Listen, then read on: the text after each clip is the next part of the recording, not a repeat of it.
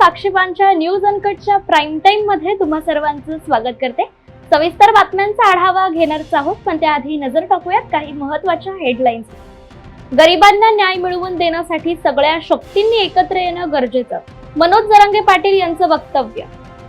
शिंदेंचा कोल्हापुरात काँग्रेसला मोठा धक्का, विद्यमान आमदार जयश्री जाधव शिवसेनेत। जळगावच्या मुक्ताई नगरमध्ये नाकाबंदीत सापडले 4,10,000 रुपये। आणि रायगडमध्ये उद्योगपती प्रीत बाबेल यांची आदिवासी बांधवांसोबत दिवाळी। आता पाहूयात सविस्तर वृत्त। महाराष्ट्र विधानसभा निवडणुकीच्या पार्श्वभूमीवर राज्याच्या राजकारणाला वेग आलाय। लवकरच सर्व पक्षांचा प्रचाराला धडका सुरू होणार आहे। महाराष्ट्रात देशाचे पंतप्रधान नरेंद्र मोदी हे एकूण 8 प्रचार सभा घेणार आहेत।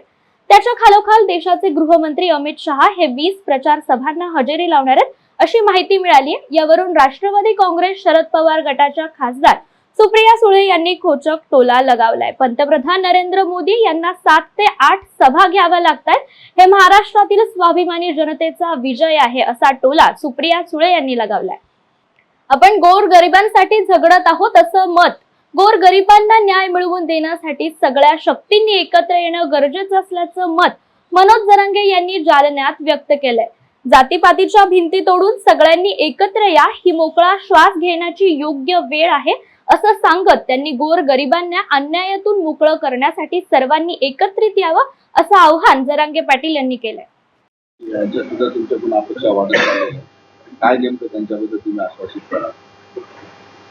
मी सांगतानाच सांगितलं ना की आपल्या गोरगरिबाला न्याय नाही, गोरगरिबाला न्याय द्यायचा असला तर आपल्याला एकत्र यावं लागणार। तुमच्यावरती कसलाही अन्याय होणार नाही, न्याय मात्र 100% मिळणार। तुमच्या हातातल्या कागदाचा निर्णय ताबडतोब इथं गोरगरिबाच्या लेकरं करणार। म्हणून सगळ्या जाती धर्माच्या लोकांनी तातडीने एकत्र या, अशी संधी पुन्हा येणार नाही। या संधीचं सगळ्यांनी सोनं केलं पाहिजे आणि आपल्या समाजाला, आपल्या लेकराला न्याय मिळवून देण्यासाठी आपण ताकदीनं एकमेकावर अत्यंत विश्वास ठेवून काम केलं पाहिजे। कुणीही कोणावर अविश्वास दाखवू नये। इतक्या एकजुटीने एकत्र या की परिवारातल्या लोकांवरती जितकं प्रेम करतो आपण त्यापेक्षाही काखणभर जास्त प्रेम करून सगळे एकत्र या आणि यांना मात्र धडा शिक। उद्या दिवाळीचा नाही, विधानसभा निवडणुकीसाठी महायुती आणि महाविकास आघाडीच्या घटक पक्षांमधील अनेकांनी बंडखोरी करत उमेदवारी अर्ज दाखल केलेत। महायुती आणि महाविकास आघाडीकडून अधिकृत उमेदवार दिल्यानंतरही इच्छुकांनी आपली उमेदवारी अर्ज दाखल केलेत। अपक्ष बंडखोर उमेदवारांचे बंड शमवण्यासाठी आता भाजपने पावलं उचलण्यास सुरुवात केली आहे। भाजप प्रदेशाध्यक्ष चंद्रशेखर बावनकुळे यांनी भाजपमधील बंडखोरांना उमेदवारी अर्ज मागे घेण्याच्या सूचना केल्या आहेत। जे अर्ज मागे घेणार नाहीत त्यांच्यावर कारवाई केली जाणार असल्याचं मत चंद्रशेखर बावनकुळे यांनी दिलंय। जळगावचा चोपडा विधानसभा मतदारसंघ हा अनुसूचित जमातीसाठी राखीव असल्याने या मतदारसंघात गेल्या 10 वर्षांपासून शिवसेनेचे चंद्रकांत सोनावणे आणि त्यांच्या पत्नी लता सोनावणे यांनी प्रतिनिधित्व केलं।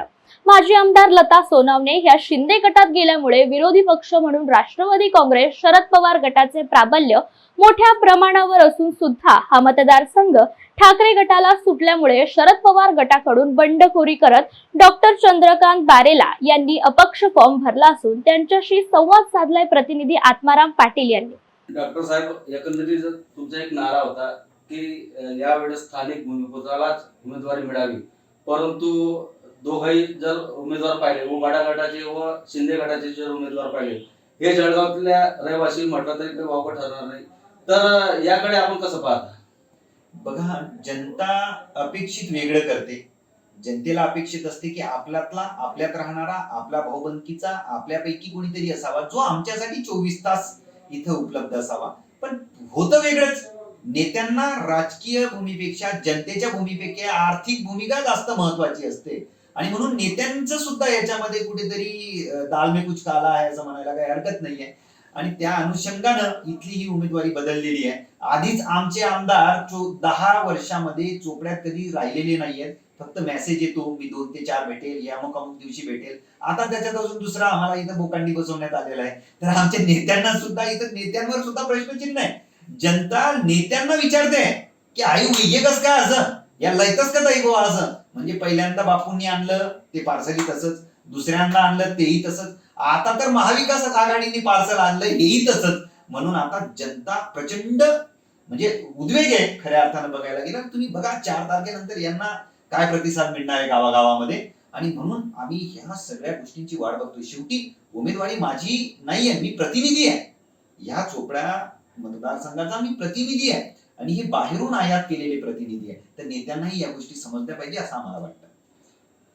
एकंदरीत जर खरं पाहायला गेलं तर डॉक्टर साहेबांची जी तळमळ आहे तालुक्याच्या जनतेसाठी काहीतरी आपण करून दाखवावं, तालुक्याचा जो विजन आहे त्यांच्या डोळ्यासमोर तो काहीतरी लोकांपर्यंत आपण निवडून आल्यानंतर तो सादर करावा अशी एकंदरीत त्यांची इच्छा या निमित्ताने व्यक्त आहे. व्हिडिओ जर्नलिस्ट आत्मा पाटील, न्यूज अनकट चोपडा.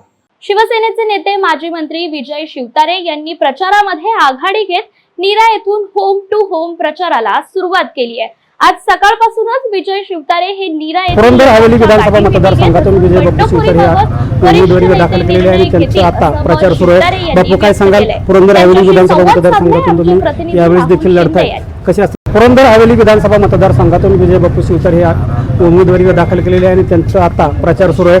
बापू, काय सांगाल? पुरंदर हवेली विधानसभा मतदारसंघातून तुम्ही यावेळेस देखील लढताय, कशी असते लढत आताची? अतिशय लोक सकारात्मक आहेत. 10 वर्षाचा माझा जो काळ होता 2009 ते 14 विरोधी आमदार म्हणून, आणि विरोधी आमदार असताना सुद्धा खेचून निधी आणणे आणि कामं करणे लोकांची हे लोकांनी पाहिलं होतं. 14 ते 19 मी मंत्री होतो. सत्तेचा काळ होता आणि त्या सत्तेच्या काळात 4-4.5 हजार कोटी रुपयाची कामं वेगवेगळ्या पद्धतीची, सगळे सिमेंट बंधारे असतील, रोड्स असतील, मुख्यमंत्री सडक योजना 178 किलोमीटर असेल, अनेक कामं, प्रशासकीय इमारत, जेजुरी ग्रामीण रुग्णालय, क्रीडा संकुल, धान्यांची धान्य गोडाऊन्स, पंचायत समिती इमारती, हे सगळं उभं राहिलेलं विश्व सर्व जनतेने पाहिलं होतं. रोड्स सगळे चकाचक हायवेसारखे सगळे झालेले होते. आणि अशा परिस्थितीमध्ये 2019ला अपघात झाला. मी जरी बाजूला झालो असेल तर त्या अपघातातून निश्चितपणे प्रकाशाकडून अंधार काय असतो याची जाणीव झाली आहे लोकांना. बातमीपत्रात वेळ झाली आहे छोट्याशा विश्रांतीची. लगेचच परत येऊ. पाहत रहा न्यूज अनकट. ऐतिहासिक वारसा लाभलेला मराठ मुलूक महाराष्ट्र. या महाराष्ट्राला विविध रंगी छटा आहेत. साहित्य, कला, पर्यटन, नृत्य, भाषा, संत परंपरा अशा विविधतेने तो नटलेला आहे.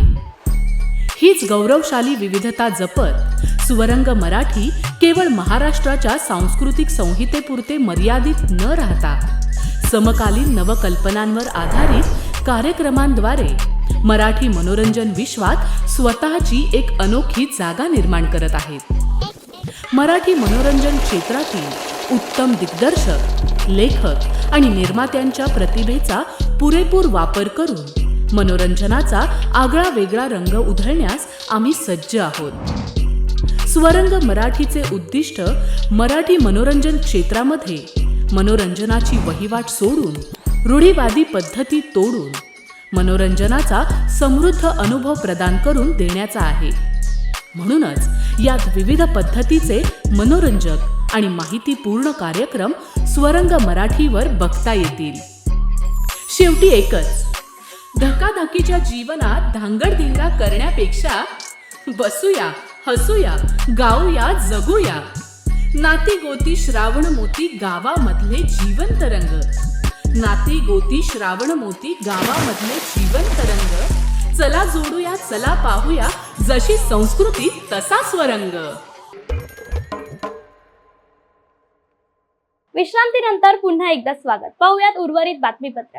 ऐन दिवाळीच्या वातावरणात कोल्हापूरमध्ये काँग्रेसला मोठा धक्का बसलाय. काँग्रेसच्या विद्यमान आमदार जयश्री जाधव यांनी आज सकाळी एकनाथ शिंदेंच्या शिवसेनेमध्ये प्रवेश केलाय. काँग्रेसकडून त्यांना उमेदवारी नाकारण्यात आली होती. तसेच नवीन उमेदवार निवडतानाही त्यांना विश्वासात घेण्यात आलं नव्हतं असा आरोप आता त्यांच्या कार्यकर्त्यांकडून केला जातोय. जाधव यांच्या या प्रवेशाने शहरात राजकीय वर्तुळात खळबळ उडाली आहे. जाधव यांची उपनेतेपदी निवड करण्यात आली आहे. नाशिकच्या कळवण सुरगाणा मतदारसंघातून भाजपा बंडखोरी उमेदवार रमेश थोरात यांना महाराष्ट्र स्वराज पक्षाकडून अधिकृत उमेदवारी जाहीर झाली आहे. काल रात्री उशिरा थोरात यांनी पक्षाचे अध्यक्ष संभाजीराजे छत्रपतींची पुण्यात भेट घेऊन पक्षात प्रवेश केलाय. त्यामुळे आता कळवण सुरगाणा मतदारसंघात आजी माजी आमदारांसमोर मोठं आव्हान उभं राहिलं. सिंधुदुर्गातील सावंतवाडीच्या मळेवाड येथील नरकासूर स्पर्धा आटोपून घरी परतत असताना अपक्ष उमेदवार विशाल परब यांच्या गाडीवर बांबूने हल्ला करण्याचा प्रयत्न करणाऱ्या हल्लेखोराला शिताफीने ताब्यात घेण्यात आलाय. हल्ल्याचा प्रयत्न फसल्यानंतर जंगलात पळून जाणाऱ्या हल्लेखोरास स्थानिक युवकांनी पाठलाग करून पकडलं असून त्याला पोलिसांच्या ताब्यात देण्यात आलंय. सर्वप्रथम दीपावलीच्या अगोदर एक दिवस आम्ही संपूर्ण मतदारसंघामध्ये दीपावलीनिमित्त नरकासूर स्पर्धा वगैरे कार्यक्रम चालू होते. अनेक ठिकाणी कार्यक्रम चालू असल्यामुळे भेटीगाठी चालू होते आणि बांदा आणि मळेवाड या ठिकाणी आमची भेटीगाठी झाल्यानंतर मळेवाडच्या दिशेने सावंतवाडीच्या दिशेने येत होतो. सावंतवाडी रेल्वे स्टेशनच्या इथे काही जणांचा त्याच्यापैकी एक व्यक्ती आम्हाला भेटलेला आहे आणि तो त्या ठिकाणी हल्ला करण्याचा प्रयत्न झाला. हल्ला जो करण्याचा प्रयत्न झाला रात्री 12:30 वाजता 1 वाजताच्या दरम्यान झाला आहे. आम्ही स्थानिक पोलीस प्रशासनाकडे या व्यक्तीला पकडून आमच्या तिथल्या त्या निरवडे गावातील मुलं, त्या माझ्यासोबत असणारी मुलं यांनी एकत्रित त्यांना केल्यानंतर पकडल्यानंतर संपूर्ण पोलीस खात्याला आम्ही ही माहिती पोचवली. 112च्या वतीने पोलीस आले आणि पोलिसांनी त्यांना ताब्यात घेतलं. पुढची चौकशी पोलीस खातं करत आहे. मला असं एवढंच म्हणायचं आहे की माझे सर्व पदाधिकारी, कार्यकर्ते आणि सिंधुदुर्ग जिल्ह्यातील म्हणा किंवा सावंतवाडी मतदारसंघातील सर्व मंडळींना मी एवढंच सांगतोय की अशा प्रकारचा हल्ला हा मी स्वतः त्याचा निषेध करतोय.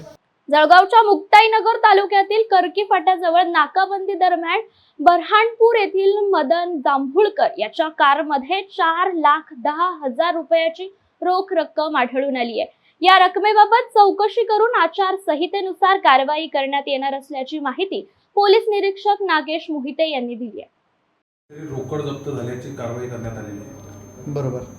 काय करण्यात आलं? आपला SST पॉईंट आहे, स्टॅटिक सर्व्हेलन्स टीमचा पॉईंट, बऱ्हाणपूर ते मुक्ताईनगर रोडवरती करकी फाट्याजवळ. तर त्याच्यामध्ये एक 80 वर्षाचे गृहस्थ आहेत. तर ते बऱ्हाणपूरवरून जळगावकडे रोख रक्कम 4,10,000 रुपये घेऊन जाताना SST पथकाला मिळून आल्याने माननीय इलेक्शन कमिशनच्या निर्देशानुसार, आदर्श आचारसंहितेनुसार सदरची रक्कम जप्त करण्यात आलेली आहे. ते कुठली रक्कम होती, कोणाची रक्कम होती सर? कसं काय अधिक माहिती तपशील मिळाला? हो, त्याचा तपशील आपल्याला मिळालेला आहे.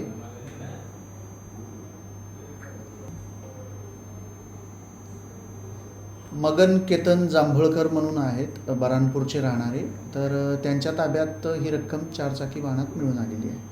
तर त्याच्यामध्ये ही रक्कम आपण जप्त करून त्याचा जो रीतसर पंचनामा आहे तो करून त्यांना त्याची पोच देण्यात आलेली आहे.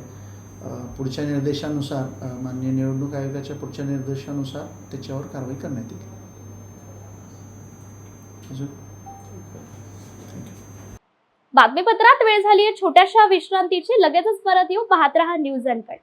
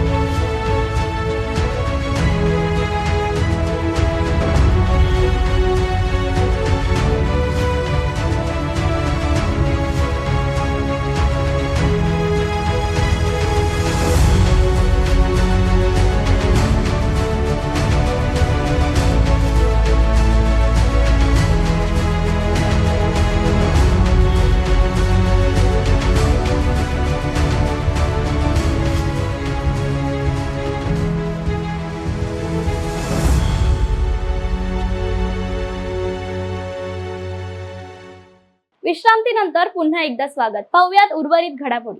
गोंदियाच्या ग्रामीण हद्दीत कारवाई करत अवैध शस्त्र बाळगून दहशत माजवणाऱ्या 2 लोकांना पोलिसांनी अटक केली आहे. विधानसभा निवडणुकीच्या तोंडावर शस्त्रसाठा ठेवणाऱ्यांवर पोलिसांची करडी नजर असून पोलिसांच्या तपासादरम्यान धारदार शस्त्र बाळगणाऱ्या दोघांना अटक करून गुन्हा दाखल करण्यात आलाय. नाशिकच्या नांदगाव विधानसभा मतदारसंघातील शिवसेना शिंदे गटाचे आमदार सुहास कांदे यांच्या विरोधात शिवीगाळ आणि धमकी दिल्याप्रकरणी 2 गुन्हे दाखल झाले.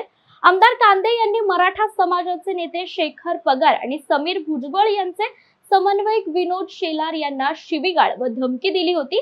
त्यांनी तक्रार दाखल केल्यानंतर नांदगाव पोलिसांनी गुन्हा दाखल केला. वर्षाने पावन झालेली ही जन्मभूमी आणि ह्या जन्मभूमीमध्ये 4.5 हजार कोटी 50 कोटी खाल्ले असतात काही बोललो नसतो, पण 4 हजार कोटी रुपये जनतेचे कायद्यामध्ये झाले ना तसं. त्यांच्यावर हे झालं, चार्जशीट आलंय. चार्जशीट मध्ये तसा उल्लेख आहे. ईडीचे चार्जशीट आहे, ECBचे चार्जशीट आहे, तसे उल्लेख आहे चार्जशीट मध्ये.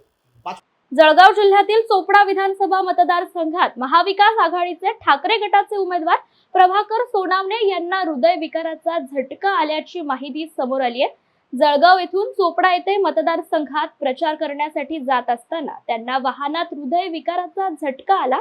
त्यानंतर तातडीने त्यांना नजीकच्या खासगी रुग्णालयात दाखल करण्यात आलं. रुग्णालयात त्यांची तपासणी केली असताना हृदयाला 2 ब्लॉकेज असल्याचं समोर आलंय. रायगडमध्ये उद्योगपती प्रीत बाबल यांची आदिवासी बांधवांसोबत दिवाळी साजरी करत त्यांना मदतीचा हात दिलाय. दिवाळी या आनंदाच्या सणामध्ये उद्योगपती बाबेल यांनी रायगडच्या श्रीवर्धन तालुक्यातील हजारो आदिवासी बांधवांना आकर्षक भेटवस्तू आणि दिवाळीचं फराळ वाटप केलंय. या बातमीसह वेळ झालीय प्राईम टाइम मध्ये. इथेच थांबायची. पाहत रहा न्यूज अनकट.